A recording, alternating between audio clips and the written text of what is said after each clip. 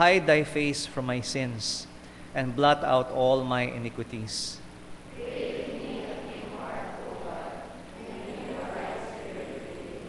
Cast me not away from thy presence, and take not thy Holy Spirit from me.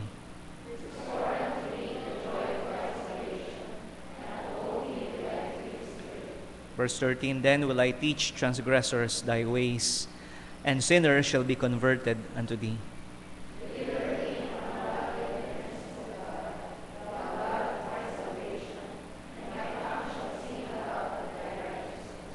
O Lord, open thou my lips, and my mouth shall show forth thy praise.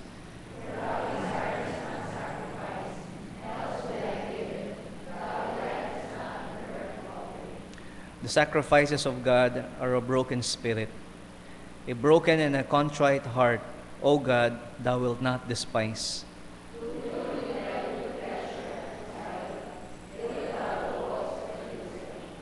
Please join me in reading verse 19. Then shalt thou be pleased with the sacrifices of righteousness, with burnt offering and whole burnt offering. Then shall they offer bullocks upon thine altar. Thank you. You may take your seats. So after some thought and prayer, I've decided that we shall continue our revival emphasis till next month. So even after finishing the series, so I believe there's still much to say and to learn about having revival. Pero ito po yung isa sa pinaka-importante at pangunahin na kailangan po natin maunawaan, that revival begins with forgiveness. And forgiveness is that gift. Regalo po ito ng Diyos sa atin. Isa sa pinaka-precious na regalo ng Diyos sa atin. Dahil ang Diyos po ay mayaman sa awa. God is rich in mercy. God is always ready to forgive. But at the same time, dapat po nating maintindihan, mga minamahal, that God's forgiveness is not cheap. Ito po ay napakamahal na hindi natin kayang matamo sa pamagitan ng ating magagawa. And so as David, prayed here in Psalm 51, as David, made this prayer of confession, and as he made this confession for sin, and meron po siya mga requests, that comes with this asking God for forgiveness. It also comes with a promise. Okay, so pinatawad po siya ng Panginoon, pero meron po siyang promise. So, forgiveness, okay, but he didn't stop there. Meron siyang promise sa Panginoon. Hindi ho ba napaka-normal nun, di ba? Na pagkatapos magkamali na isang tao, ay isa sa mga bagay na marinig natin sa kanya ay meron siyang promise. Either not to continue in sin or to do something. Not so much po para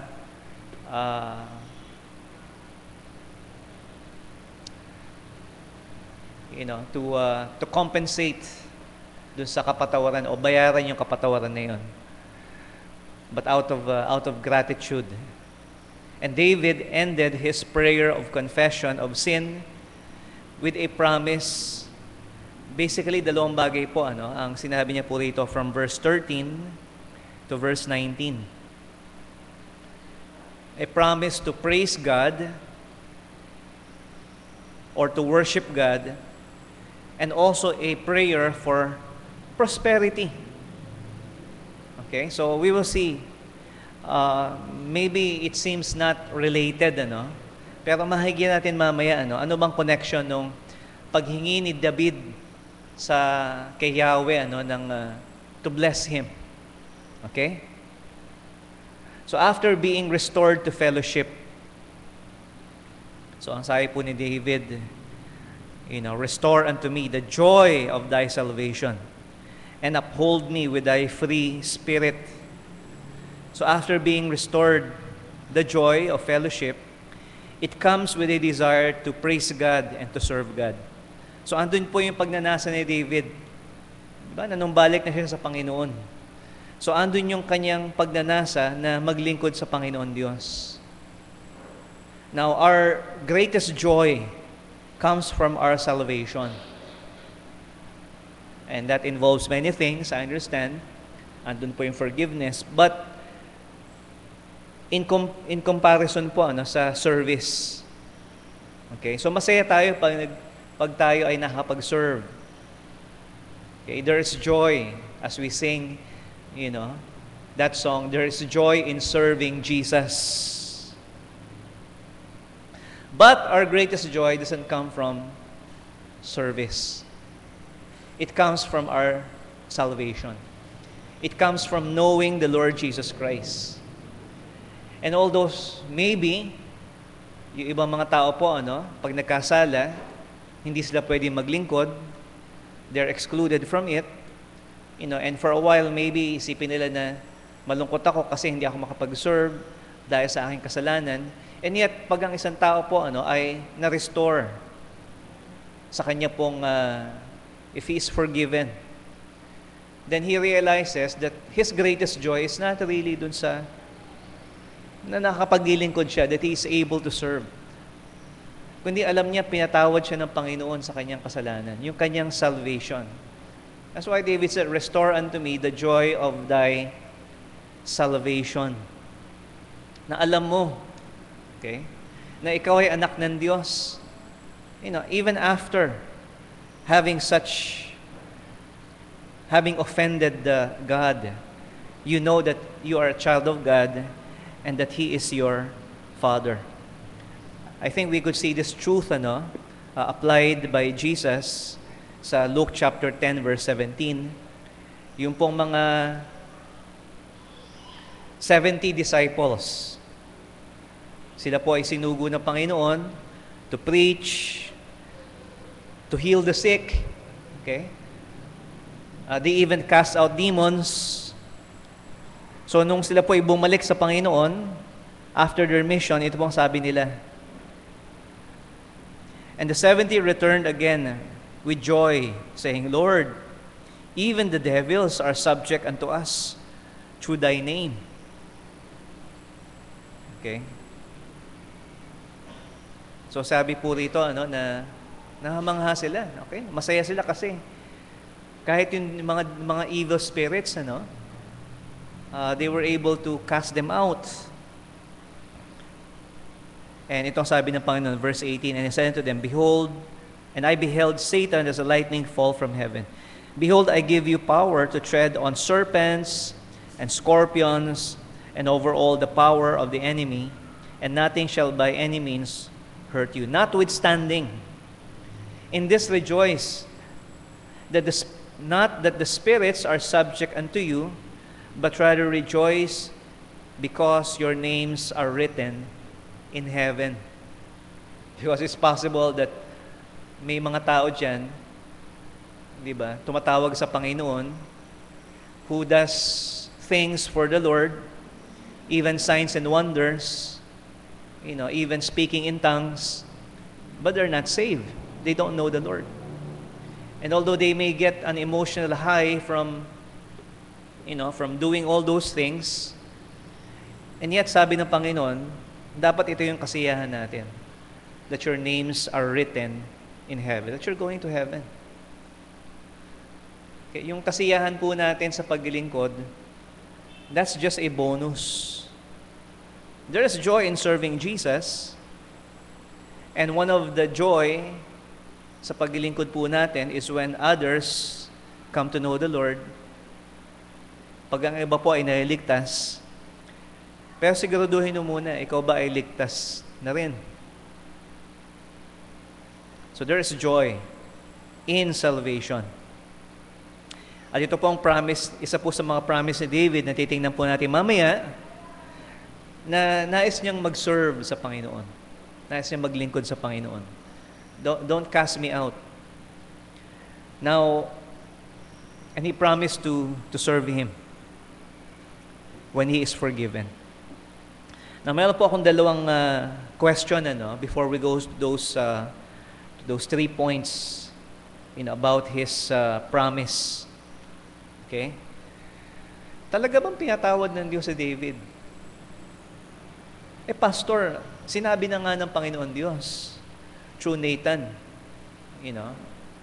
forgiven na siya. Okay? He is washed from his iniquity. Okay? Pero ganun lang ho ba yun? As human beings, it is but normal for us to ask. Yun lang? Ganun lang ba? Nasabi ng Panginoon, just because sabi ng Diyos, you're forgiven. That's it. How was David cleared from his guilt? Because one of the things na inaalis po ng pagpapatawad ay yung guilt. And ang Kristiyano, we could have guilt. Okay?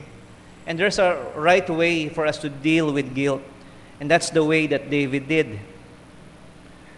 At mahasay po natin, from, looking from hindsight, okay, pagkatapos na ang lahat, makikita po natin na talagang pinatawad na ng Diyos si David sa kanya pong kasalanan.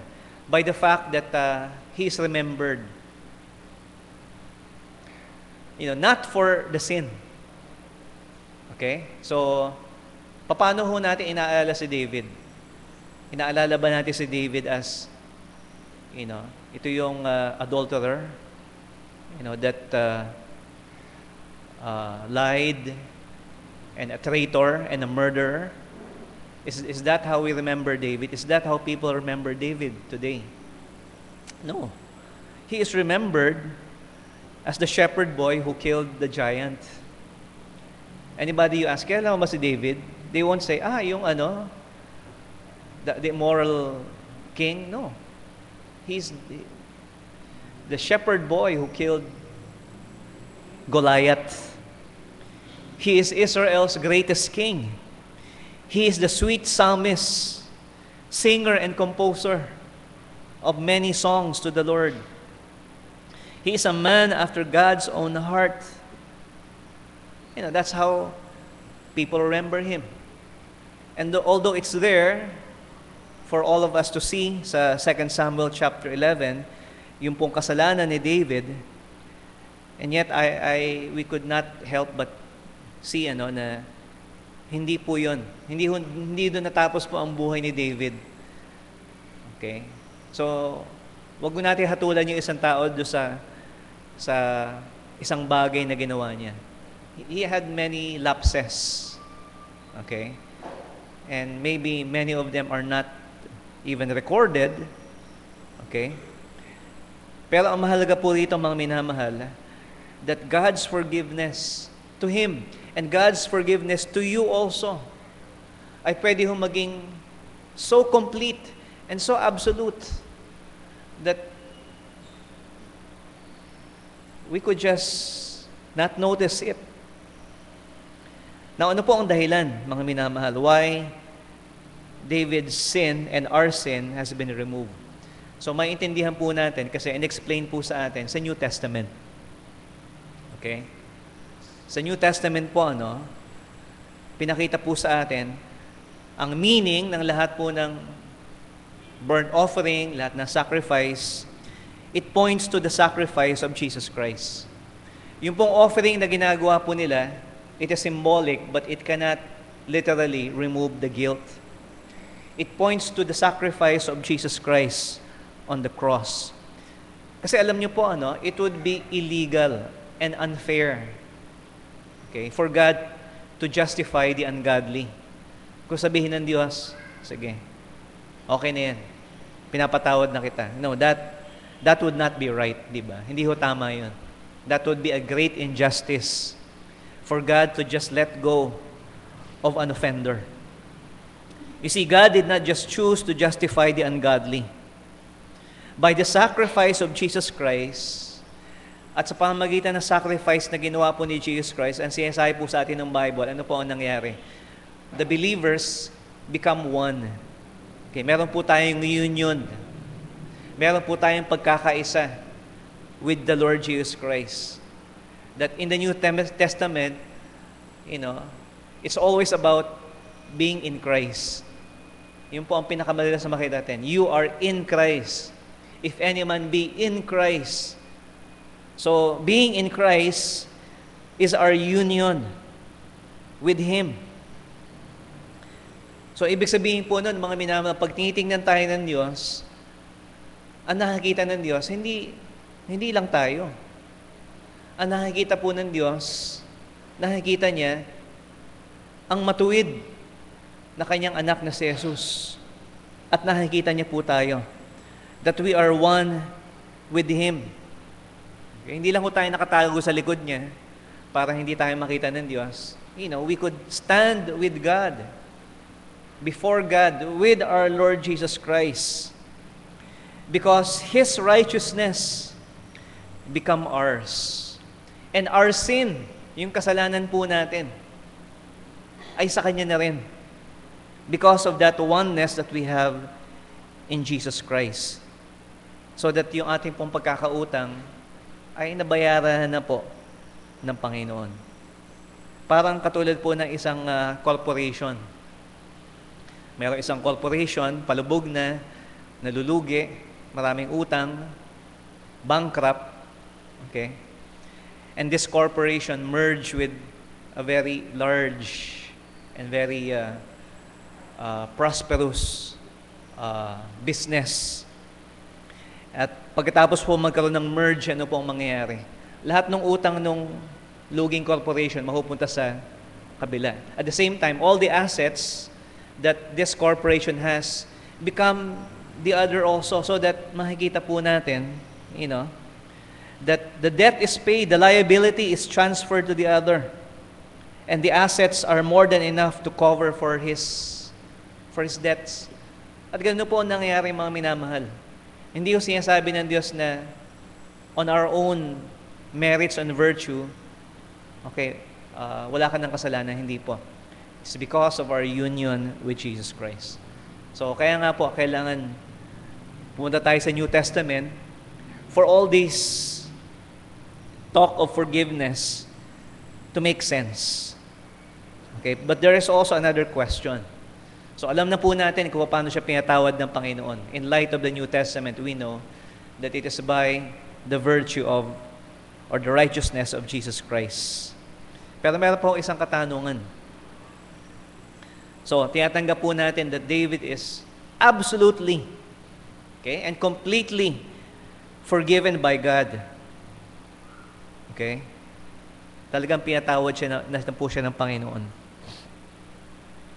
However, how would we explain the consequences that followed even after the Lord said to David, siya po ay pinatawad na ng Panginoon.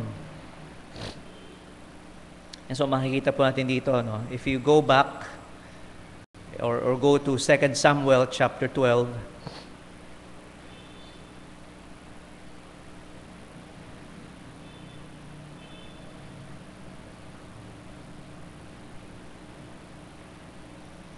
sa verse 13, and David said unto Nathan, I have sinned against the Lord.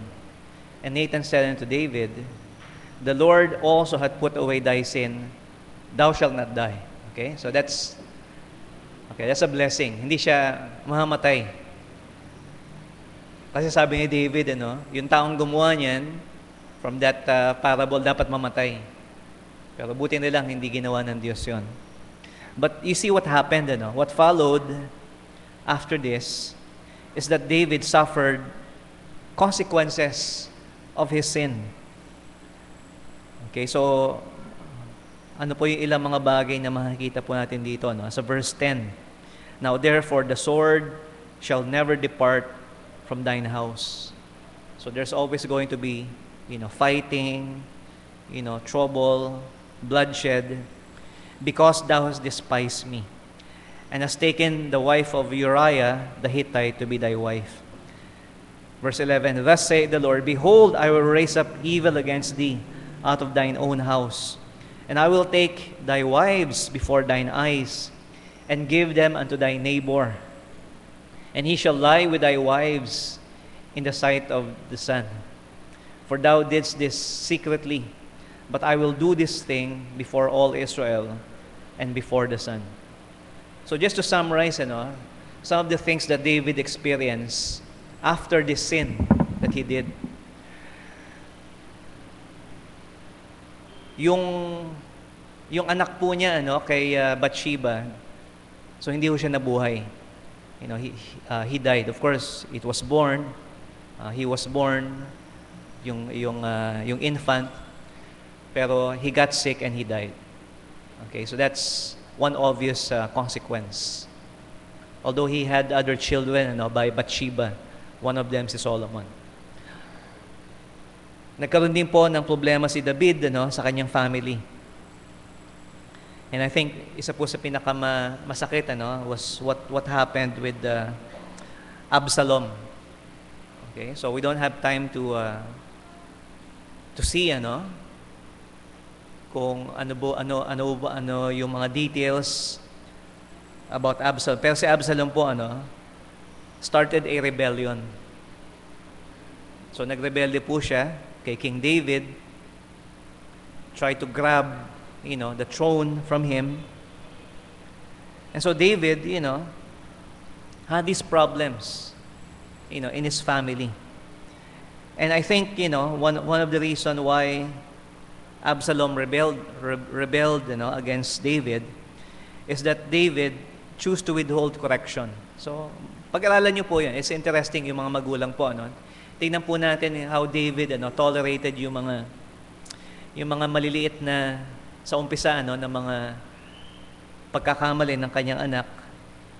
He did not correct him, and possibly consequence pa rin po yun kasi siguro bilang isang magulang iniisip niya na it will be hypocritical for me to correct my children knowing that I was guilty of terrible sin.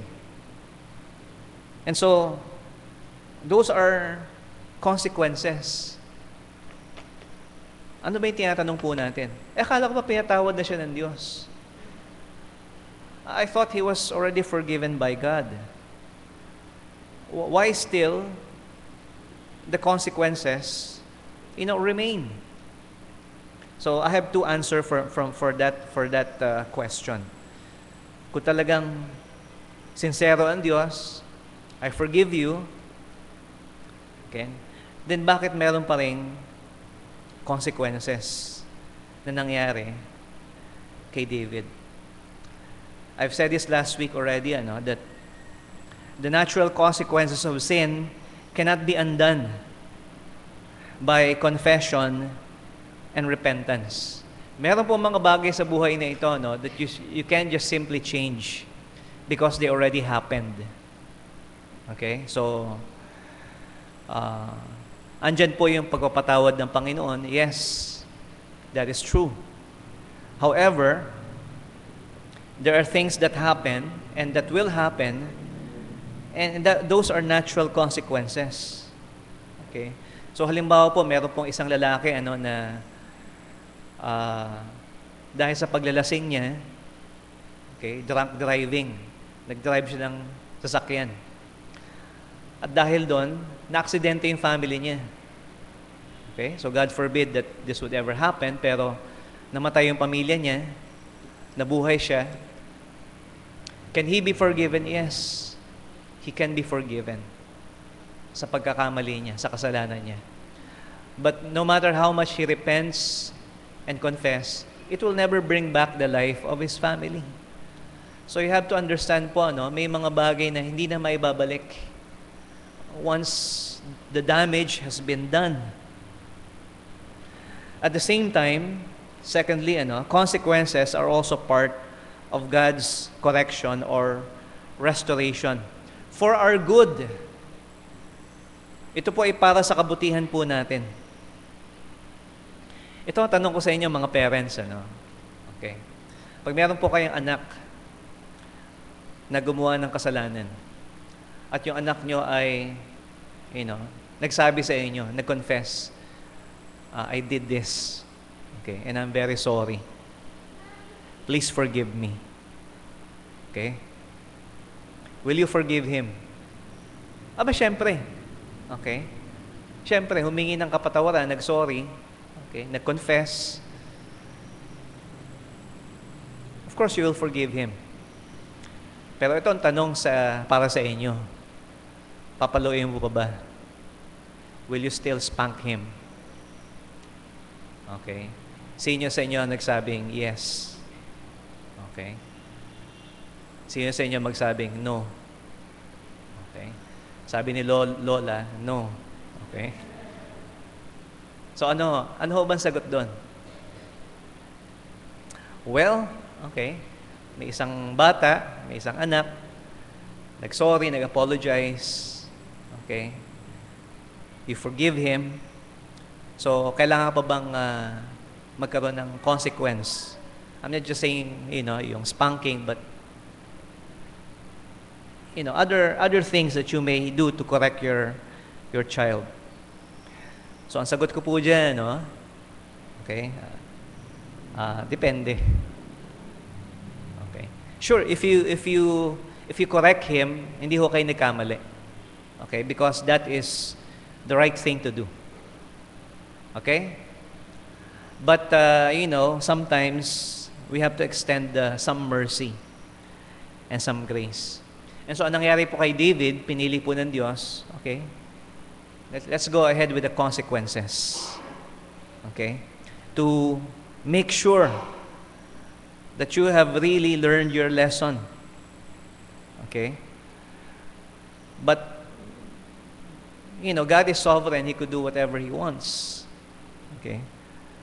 It depends on the spirit and attitude. Na makikita po natin mamaya, a broken and a contrite heart. So, kung ang isang tao po ay nagkamali at nagkasala at nag-confess siya at sabihin niya na, I'm very sorry, I admit my fault. Okay? And if he would say this, kahit ano pa yung consequence, I'll accept it. Okay? Ano man yung, whatever the consequences of my wrongdoings, I'm willing to face them. Sometimes, God may say, okay, so next time, don't do this again. Okay? So, we've seen that. Okay?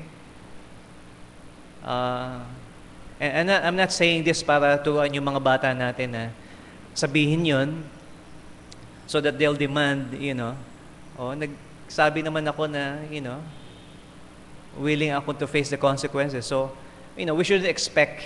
But as sabi ko lang po, sometimes we do that. Okay, nahuli ka ng traffic enforcer. Anong sabihin mo? Sorry, sir. Sige, tikita mo na lang ako kasi talagang, talagang maliho talagang ginawa ko . So, minsan nagugulat yung hindi ka makikipagtalo sa akin, hindi ka basta tikitan mo na lang ako. Wala kaya abot sa akin, hindi ho. Sige po, okay lang po yun kasi, And so sometimes, I've seen this, sometimes they will say, sige na nga, Susunod, wag mo nang gagawin yan, Don't do that. And, we appreciate that. I'm just saying, God is more merciful and gracious than us. But if God pushes through with the correction, it is always for our good. At kung sasabihin po na isang tao na nagko-confess, nagpapahayag ng kanyang pagkakamali. Okay? Because you cannot demand this. Okay? It takes humility. Kung sasabihin po na isang tao na first time naman ito first offense. Okay? Di ba hanggang 3 yan? Sometimes, course, sige na nga. You know what, if you think that way, okay, there's no repentance. There's no genuine, sincere repentance. If you think that you must be spared from consequences of your action just because, okay, bakit siya? Tatlo, ako, No. Sincere repentance always would want to accept, okay, whatever consequence, that may come. And forgiveness is not cheap. It does not become a license para tayo po ay gumawa pa ng kasalanan, magpatuloy sa kasalanan just because first offense. Okay? After discipline, of course, we forget it. Yun po ang tamang paraan, Pag nagdidisiplina ka ng isang bata at kinokorek mo siya, ginanawa mo na naman. Paulit-ulit na lang, ilang beses bakit no? You don't bring up the past because it's already done. It's already forgiven. Okay? That's the same thing with God. So ang sinasabi lang natin, totoo ba na tinanggap natin yung kapatawaran? Are we truly sincere in our asking for forgiveness? If all we want, is to be spared from the negative consequences of our actions. So all that is just introduction. Let's go to the main points. Ano ho ba yung promise ni David? Okay, ano ho ba yung pinangako niya sa Panginoon? So David is anticipating that he will be forgiven by God. Okay? At ito pong kanya pong promise does not mean it is a condition na kung papatawarin mo ako, ito yung gagawin ko. But let's see, sa verse 13, "Then will I teach transgressors thy ways, and sinners shall be converted unto thee." So, ang promise niya po rito, okay, he will teach transgressors in thy ways. He will teach other sinners. Tuturuan niya yung ibang mga nagkamali. And that also he promised to praise him. Okay? So verse 14, "Deliver me from blood guiltiness, O God, thou God of my salvation. And my tongue shall sing aloud of thy righteousness." So nangako siya. Kakanta siya ng special number. Okay? "I will sing of thy righteousness, knowing that you have forgiven me." Okay, so makikita po natin, mga minamahal, once again, the joy of salvation, doesn't come from anything that we do, but it comes from our salvation. Yung kaligtasan na tinanggap po natin sa Panginoon. That's the reason why we sing, because of the God of our salvation, because of the forgiveness that we have received in Jesus Christ. Pero, meron pa rin ho tayong dapat gawin. And it is our obligation to teach sinners. To teach, of course, in the New Testament, it means to share the gospel. Okay? But basically, to teach sinners like us.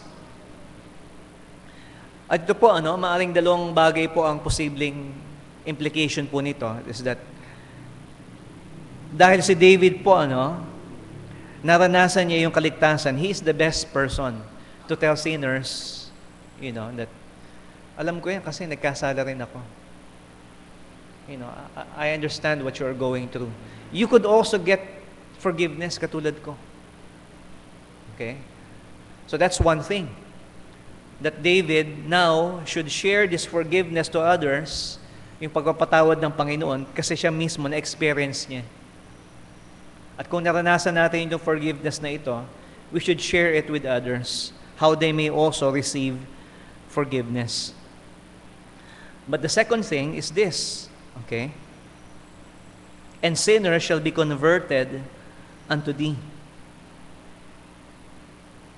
Ang pangalawang bagay po na maaring mangyari po is that hindi lamang po yung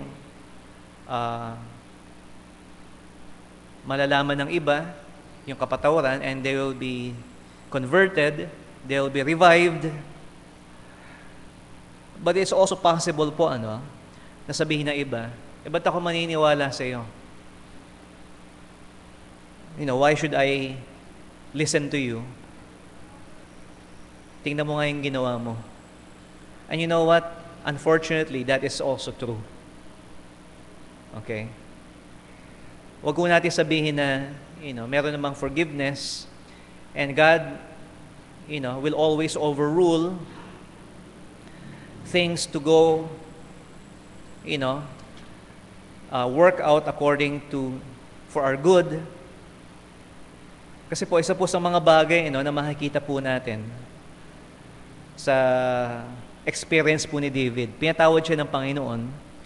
But if you go back in 2 Samuel 12:14, ito po yung dagdag ni Nathan, The Lord hath put away thy sin, thou shalt not die. Howbeit, okay, but because by this deed thou hast given great occasion to the enemies of the Lord to blaspheme.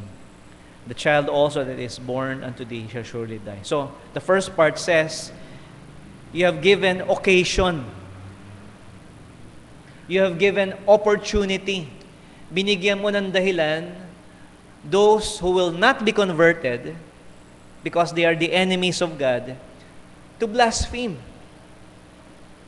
Yan ba ang, nagpupuri sa Panginoon, gumagawa ng adultery? Is that a man after God's own heart? So, in a sense, yung kanya pong desire to teach sinners, in a way has lost some effectivity. So, ang sinasabi ko lang po sa inyo, yes, David can teach sinners and they will be converted. But those who will not be converted might have this reason. And it is not a good reason, of course, because it is only by the grace of God. Pero sinasabi ko po sa inyo, pag nasira po yung testimony natin, there are some people who will use that as an excuse not to believe. Okay, so it's very important for us to learn from the experience of David, not only that we may find forgiveness after that, but matutunan po natin yung lesson. Huwag na tayong pumunta doon. Huwag natin subukan na gawin yung ginawa ni David, even though there is forgiveness abounding in the grace of God. And so David promised, sa Psalm 51, he promised to praise God, to worship God. So nangako po siya na siya po ay aawit. At ano pa man ang sabihin ng iba sa kanya, well, it's the Lord. It's for the Lord. Okay? And the Lord accepts, this praise. Sa verse 15, sabi niya po, O Lord, open thou my lips, and my mouth shall show forth thy praise. The reason why some people cannot open their lips to praise God, because there's still guilt. Alam nyo, you could find that forgiveness anytime from God. And so pangalawa po, David also promised to sacrifice. Okay? So verse 16 and 17. For thou desirest not sacrifice, else would I give it. Thou delightest not in burnt offering. The sacrifices of God are a broken spirit, a broken and a contrite heart, O God, thou wilt not despise. So meron pong promise si David dito, to give a sacrifice, to make an offering unto the Lord. Now, anybody can make an offering to the Lord that it could be considered a sacrifice. Pwede. But ang question po rito, tatanggapin ba ng Diyos yan? You see, iniisip po natin, mas natutuwa ang Diyos pag malaki, okay? Pag maliit, okay lang. Okay? Dapat yung offering nyo hindi maingay. Okay? Kasi ayaw ng Diyos. No, hindi po yun, mga minamahal. Ang tanong po, tatanggapin ba ng Diyos yan? Will God receive it? Will God receive our praise? Will God receive our sacrifice? Will God receive our offering? Ano ho ba ang kailangan ng Diyos sa atin? Wala. God doesn't need anything from us. Okay? So, huwag niyo isipin na pag tayo nag-sacrifice sa Panginoon, pag tayo nagbigay ng offering sa Panginoon, ay kailangan ng Diyos yan. Okay?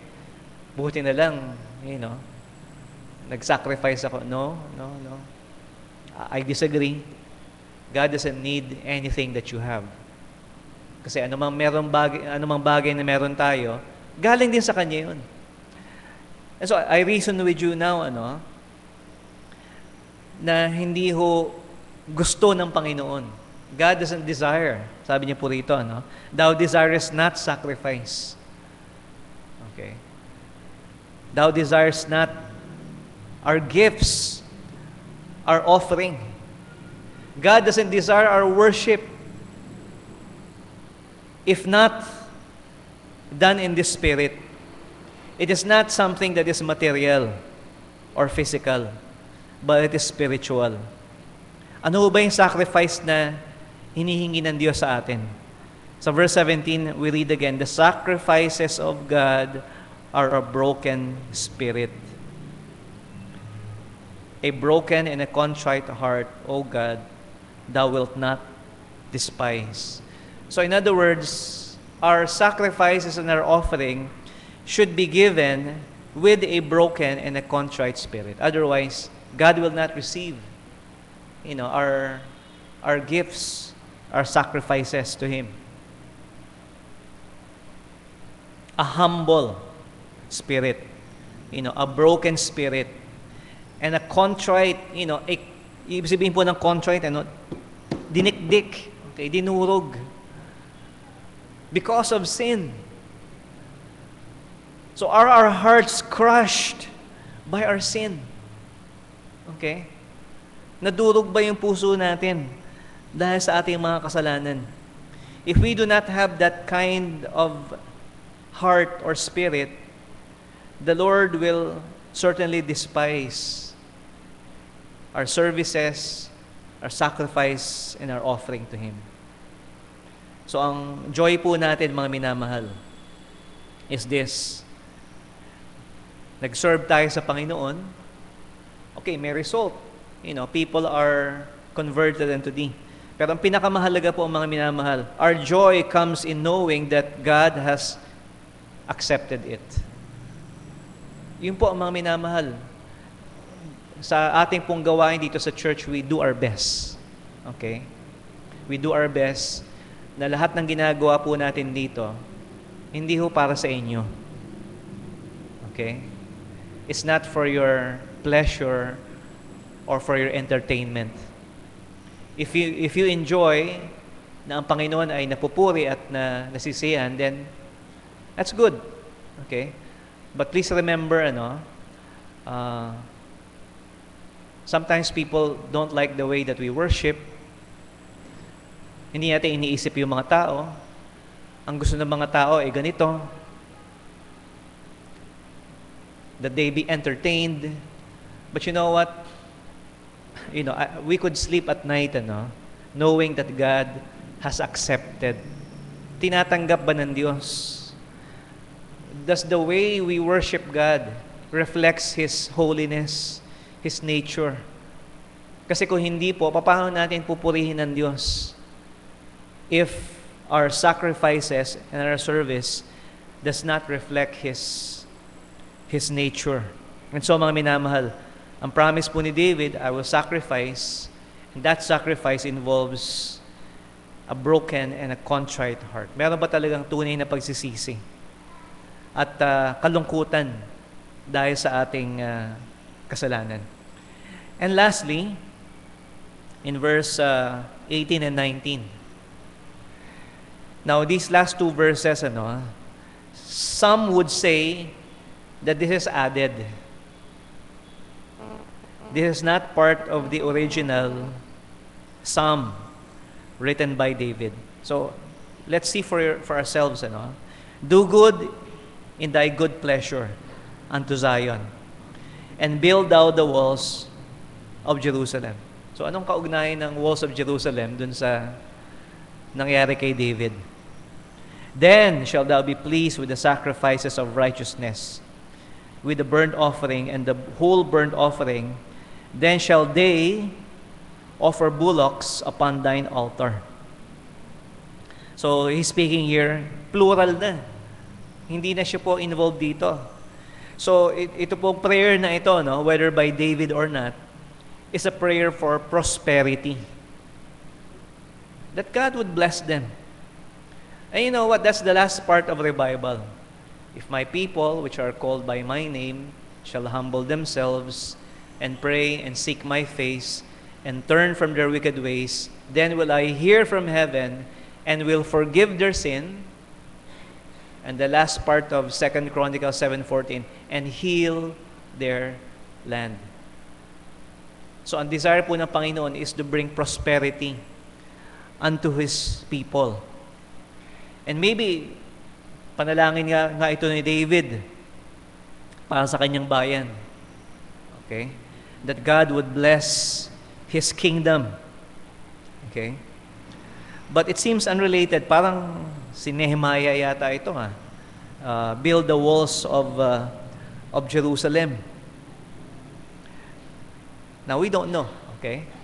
But, ang sinasabi ko lang po dito, that is part of God's plan, okay, for us, that He would heal our land that is affected by sin and prosper His people. So, is there prosperity here? Well, yes. But after spiritual revival. So, mauna po muna yung panunumbalik po natin sa Panginoon Diyos. The spiritual revival of God's people may be followed by a time of healing and prosperity. And it makes sense. Okay? Because alam niyo po, the sin of one oftentimes affects others. Naalala niyo ba yung nangyari kila Joshua when Achan sinned? Okay? Yung kasalanan po ni Achan naka-affect sa buong bayan. And so in the same way, ito pong kasalanan ni David, could affect his nation. Pero nagsisi po siya sa kanyang kasalanan. He confessed and asked for forgiveness. And so David is asking, do good, Lord, in thy good pleasure unto Zion, and build the walls of Jerusalem. So dahil sa kasalanan ng isa, maaring mapahamak ang lahat. Okay? Maaring mapahamak ang buong pamilya sa kasalanan ng isa. Maaring mapahamak, mawala ang blessing ng Panginoon sa isang church just because of one. But with the revival of one, okay, with the restoration of one sinner, yung panunumbalik po ng isa, could start a revival that results in prosperity. Now, hindi natin masyadong ni-emphasize yung, prosperity. Okay? Hindi tayo nagtuturo dito ng prosperity gospel. Na hindi kalooban ng Diyos, na may magkasakit, merong naghihirap. Okay? That's, unbiblical. Pero ang siyasahe po natin dito, mga minamahal, meron pong effect yung kasalanan. So, alisin natin yung kasalanan. Let's do something about the sin in our lives individually. Okay? And if that happens when we are restored, then that could begin. Not blessings not only for you. Okay? Tandaan po natin, yung blessings na hinihingi ni David, hindi lang para sa kanyang sarili. Okay? He's not selfish. He is asking God to bless Zion, to bless His people. And so makikita po natin, mga minamahal, before we could pray that prayer, okay, Lord, please bless your people. Please bless us, your children. Tingnan po natin ano ho ba yung what transpired before this. God wants, sabi po rito, then thou shalt be pleased with the sacrifices of righteousness, with burnt offering and whole burnt offering, then shall they offer bullocks upon thine altar. So nakasalalay pa rin ito mga minamahal, doon sa katanggap-tanggap ba tayo sa harapan ng Panginoon. I just want to end with this. Nobody is acceptable in the eyes of God if not for Jesus Christ. So, hindi ko tinuturo sa inyo ngayong umaga na pagsikapan nyo na maging matuwid, maging mabuti, dahil anumang pagsisikap po natin ay kapos. Yung pananampalataya po natin sa ginawa ni Jesus para po sa atin, ang siyang magdadala po sa atin sa tunay na pagsisisi at kapatawaran sa ating mga kasalanan. So that tayo po, mga minamahal, sa totoo lang, kaya lang tayo pinapatawad ng Diyos, alang-alang po sa kanyang anak ni Jesus. It's because of Him. And so, if you're here this morning at gusto mong matamo yung dakilang pagpapatawad ng Panginoon Diyos, then you have to ask in Jesus' name. Dahil sa ating Panginoong Jesus ay mahatatamo po natin yung kapatawaran. So tayo po yung manalangin. Maraming po salamat sa iyo, Panginoon Diyos. Panumbalikan mo nga po kami, Panginoon, sa iyo. Madalas po, Panginoon, ginagawa po namin ang kasalanan. Sa sandali po, Panginoon, na nais po namin kalimutan ang mga bagay na ginawa mo, Panginoon, sa amin, ang mga bagay na pinangako po namin sa iyo. But as David, Lord, promised to you these things, Lord, help us to make good of our vows and our promises. Dalangin ko, Panginoon, sa iyo na tulungan mo nga po kami dahil sa biyaya ng aming Panginoong Yesus ay magagampanan po namin, Panginoon, ang mga bagay na ito katulad ng pinangako po ni David na mag-alay at magpuri po, Panginoon, sa iyo. At pagpalain mo kami, Panginoon, kung ito po ang gusto mo, out of your good pleasure, O Lord, then bless us. But thank you, Lord, that you have given us the greatest joy sa aming pong kaligtasan. Ito po aming samot dalangin sa pangalan ni Jesus. Amen.